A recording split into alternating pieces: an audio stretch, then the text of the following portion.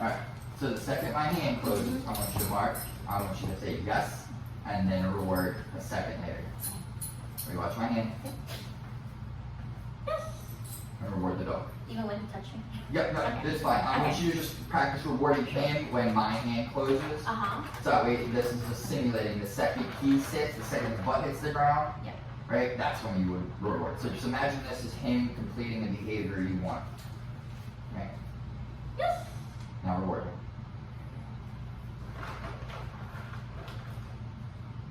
Yes. Beautiful. Beautiful. Now make sure he's looking at you. Okay. So yes. Drop your Listen. hand out. So. So I want you to reach into the treat bag the second I do this. So the second my hand closes, you Reach say yes, then reach into your treat bag. Okay. So you see I just focused on the treat bag Yeah, right he now? wasn't looking at me when I I gave want him to it. look at you. Yep. So when you say yes, that will then trigger reaching for the food and bringing out the food. Let me get more treats just in time. Enough.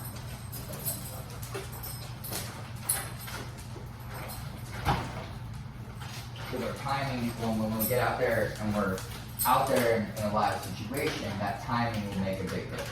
Yep. Right? Oh, come on. Yes.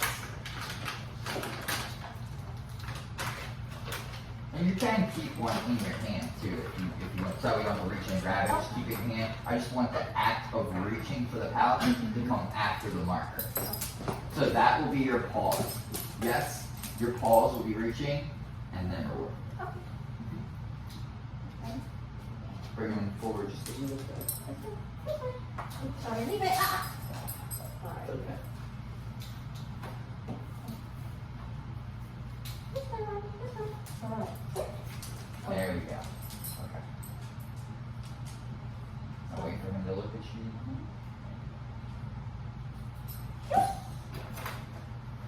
Beautiful, now we're working. Beautiful, beautiful. Love it. Love the idea. See how now he's dead focused on you? Yeah. Beautiful.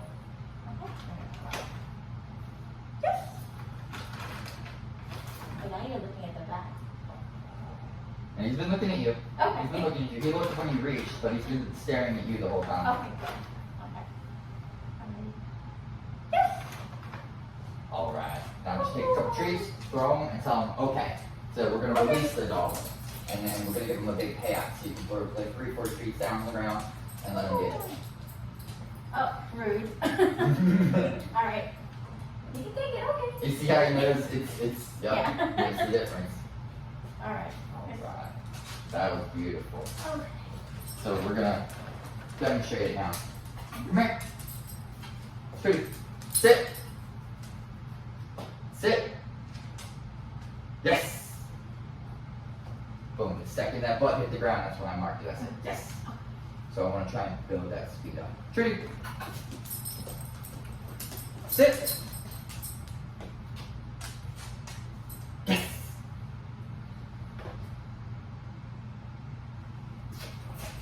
Sit. Yes. Good. See that? Yeah. Boop. Mark. Reward. Good. Look at you go. Okay. Now practice it with him. Ready. Bring him into you. Sit. Yeah, beautiful. Now walk backwards. Ready. Sit. Yes. Beautiful. So working on that timing and that response. Sit. Yes. Good boy. Now I want you to go back, Mhm. right? And I don't want you to say sit. I just want you to see what he does. I want you to see how he puts the game up.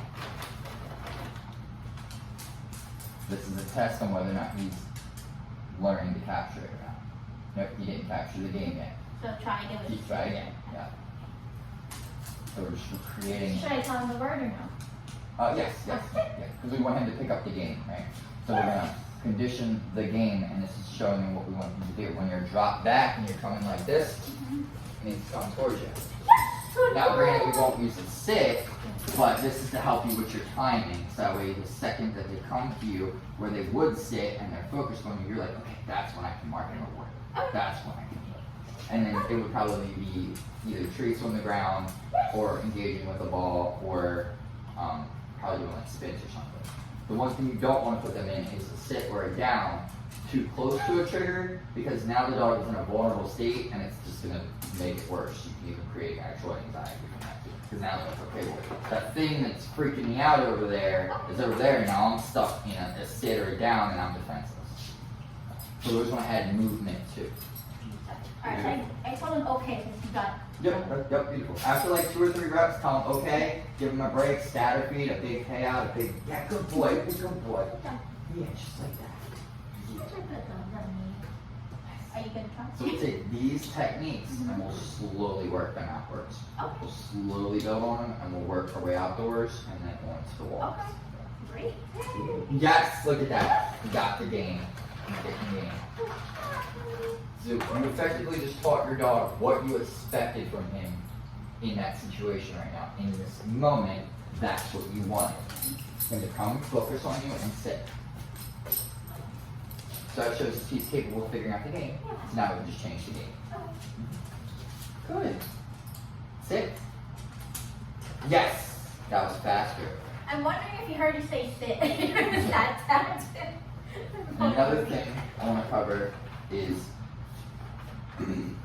intermittent rewarding and jackpots, right? So the second that he sits and he sits faster, I'm gonna give him like 2 or 3, right? So you can either do 2 or 3 low value, 1 big high value. You want that to be big. You want that payout to be bigger than just a lazy sit. Yeah. So he sits and sit quicker, gets better when I'm more focused. And we'll go over that. And then slowly we're gonna want to fade it out. The dog has done the behavior multiple times, about 80 to 90% of the time. Now we're gonna reward every other time you do it, right? Or every 3 times you do it. Because like he's doing now, we'll pick up that game. And the second that that ends, they get what they want, they'll break. They'll go back to whatever it is that they wanted to do. Now, with you guys, I wouldn't worry too much about that as long as you know you're just working on passive triggers, right? But in general, that's just something good thing to have for anything else you want to do. They're not like, all right, my job's done, my game's over, right? Wait for that. Okay, you're good, you got it. You tell them, you're done. So now I would say, okay, scatter and then drop the leash and let them be a dog for me. Okay. Beautiful. Now, the dog should come back and give you a sit and look right at you after you're done finding.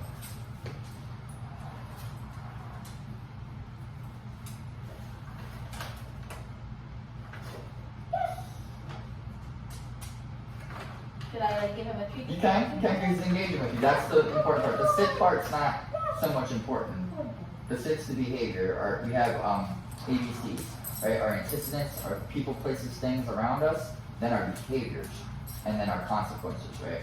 So the antecedent is the game, the setup, the movement, moving forward, moving back, and wants you to engage with me, right? It's kind of the name of the game. Then the behavior. The behavior is sitting, that's what we're asking, right? But we're going to change that. And then the consequence is reward, engagement. So every behavior has consequences.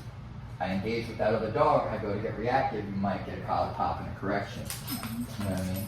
So that behavior has a consequence. But you want to start with that antecedent. You want to be like, all right, dog's about 20 feet away, da-da-da-da-da-da. Boom, let's ask the dog for behavior. Trigger gets close. Trigger. Yes. Behavior. Consequence. Good. Good dog. Good dog. Yeah. Good dog. I love how he's loving to engage. He loves so much engagement. Blood. See if I can lure you into a spin.